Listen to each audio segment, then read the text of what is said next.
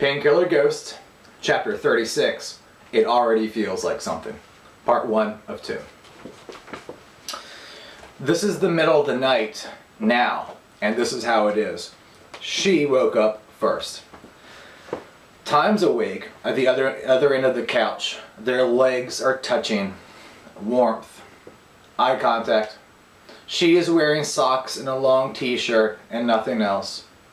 Time is looking at Chastity as she is not paying attention, and she moves her legs around, not even thinking what she's doing. Time sees that all Chastity is wearing is a t-shirt and socks. She rolled a joint before she started to speak, and he smiled and handed her the closest lighter. And she lights up and then starts. I guess I've never wanted to have kids.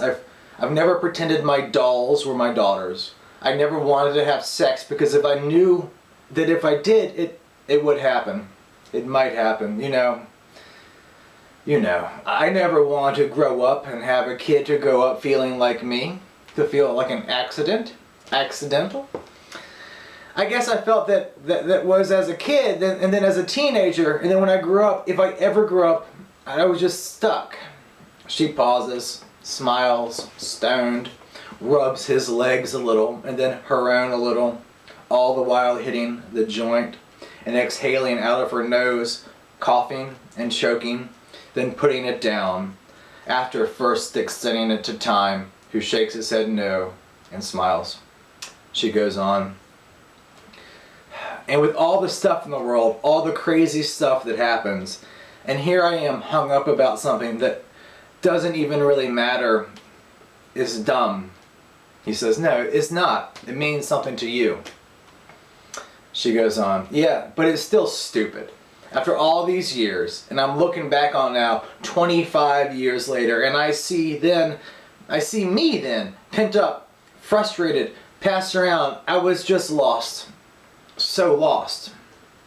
She pauses, tears in her eyes. She reaches for the joint and picks it up and then immediately puts it back in the ashtray. She smiles a little through the tears towards Time and says with a shake, I just felt so lost all the time. So numbingly lost. I see.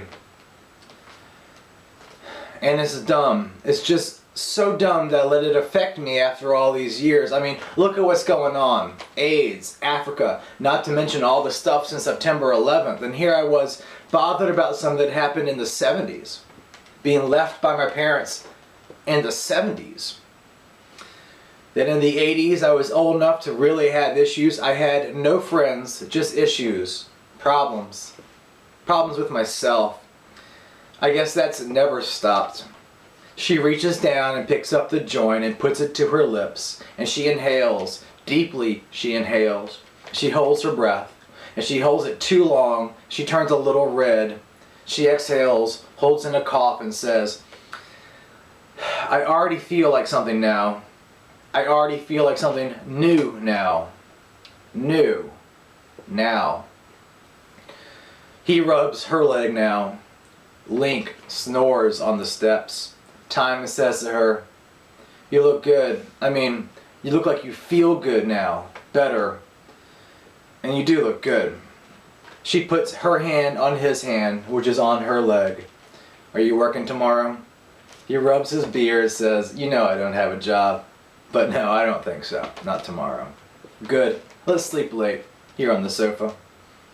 Okay. Here, give me one of those unemployment pills. Unemployment pills? The ones in your pocket. One of the white ones. Time pulls out a sleeping pill and gives it to Chastity. She swallows it without water. And then Time pulls one from his pocket and does the same. She looks down the joint on the table. Sees it is almost out. But still smoking a little bit. And she says to Time, hey, you want to kill that? I'll sleep all night anywhere. Anyway. Be better dreams. Okay. Time picks up the dying joint, doesn't relight it, but hits it hard, and the end turns red, and his lungs fill up with the sweetly dirty smoke, and his throat burns, and he can feel the pulse in his temple, and he tries to fight off a cough, but he can't, and he coughs, He coughs the biggest cough he's coughed in months. And his lungs burn. And he puts the joint down. He wipes water from his eyes. And he feels the need to both spit and drink something. And he coughs a little more. And then even more. And finally he says, "That's right. That's right. I remember now." They don't speak for a minute, then two. She reaches over and touches him gently on his hand, his bad hand, and she says to him, "Good night. I'm so sorry that I shot you." "Good night. I'm glad you shot me." In a little while, they're both sound asleep thanks to the unemployment pills. Slap. Even in his dreams, he hears the slap. Link wakes up and doesn't move much. His eyes open. He licks his lips. He's concentrating. Using his fingers and doing math, he's adding up all the time that Time's been assisting Link. He adds up what the pay would be. Pulls out his wallet. He fishes around there for money. He'd been planning on doing this for a while. And he stuffs the bills into his shirt pocket. And then he stands up on the stairs and he walks up. At the top of the stairs, he turns and walks down the hall. Then turns into the library, where he sees Time's empty sleeping bag. He walks over to the desk, pulls out a desk chair so he can get to the center drawer. He opens it, and he puts the cash into the drawer. He closes the desk drawer, and then he walks over to the books, and he sees one of Mama's books, and he sits down on Time's sleeping bag, and he begins to read Time's passing. The car door has closed, slap, down the street about 2 hours ago. It is cold out, but not freezing, and Stan Thimble is patient. He walks past empty house after empty house on the opposite side of the street from Chastity's house. He has a ski hat on, a scarf, gloves. He walks at ease, like he does this every night. He walks like a man who is supposed to be on this deserted street at 1:30 a.m. and 35-degree temperature with no flashlight, just a keychain, his cell phone, the television remote, and a book of matches with 6 matches left, and Chastity's partially smoked joint in his coat pocket. He walks past Chastity's house at first. He walks past the house where Aaron's body was found, and he pauses. He pulls out his cell phone and he takes a picture of the dark, empty house. He stands there for a couple of minutes, and then he turns around and walks back a little. In the distance, a dog barks, but not too close. But Stan checks behind him, slows down just a bit to look less suspicious, and then turns left into the driveway of the house he hid behind last time. He does the same thing again. He goes to the back and takes a piss, spits, zips up, and then goes and stands in the back corner of the house near the driveway behind the big trash can, and he stares across the street towards Chastity's house. He sees the library light come on and stay on, and he watches for a few minutes until he's sure that whoever is up there is there to stay. He walks down the driveway casually, like he's getting his morning paper at 1:40 in the morning. He pauses at the edge of the street. It's all dark and quiet up and down the street. The only light is a light upstairs in Chastity's house, where Link is on the floor, on Time's sleeping bag, reading. Stan crosses the street. He stops at the edge of the driveway and then walks past the car, around the side of the house to a window, one he's looked in before. And in the dim light he can make out the sofa, and he sees 2 people sitting on it. He stares into the darkness, waiting for his eyes to adjust. He pulls the joint and the book of matches from his pocket. 3 matches die before he finally holds the last 3 together as one and lights them at the same time, and he holds the joint over the matches until the end catches fire. Then he holds it upright for a minute before blowing out the flame at the end and holding the joint to his lips, and he takes a violent hit. Then he holds his breath, exhales, then continues with much smaller hits, smoking and staring at the sofa, staring at the 2 sleeping bodies.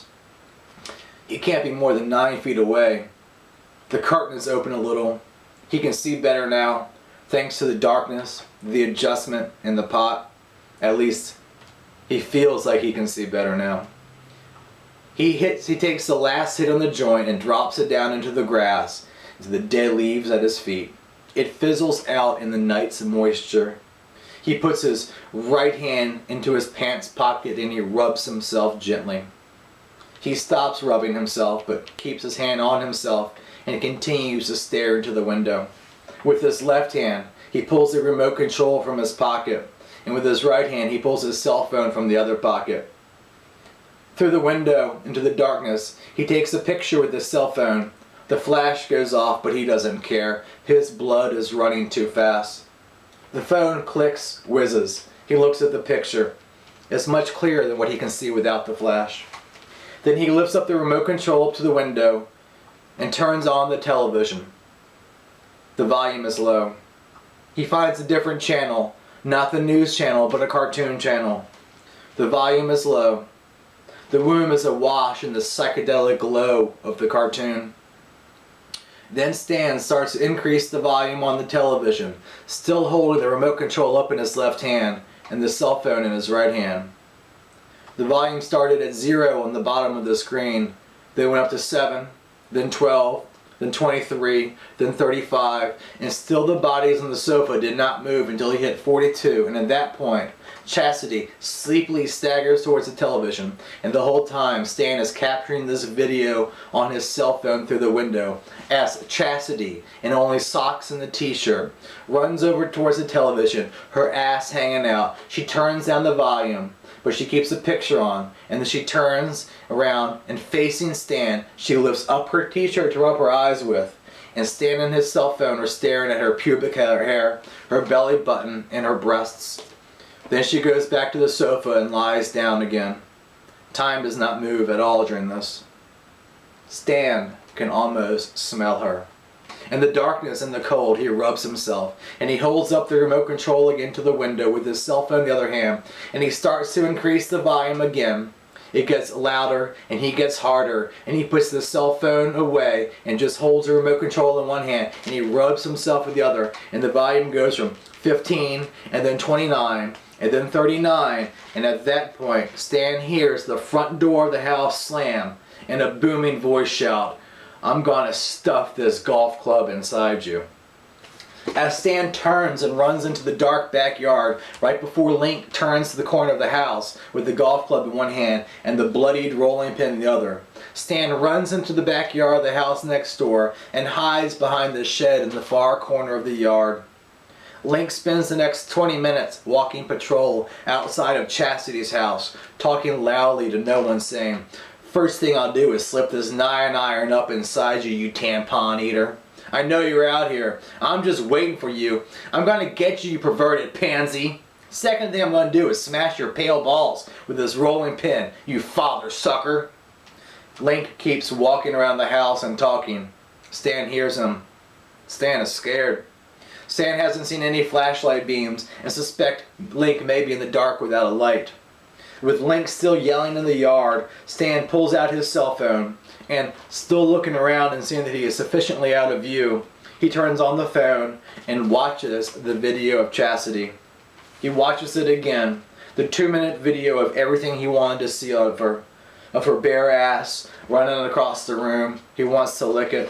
She turned and wiped the sleep from her eyes with her shirt. It was a dream come true. And on the third time watching the video, without even touching himself, Stan is in ecstasy.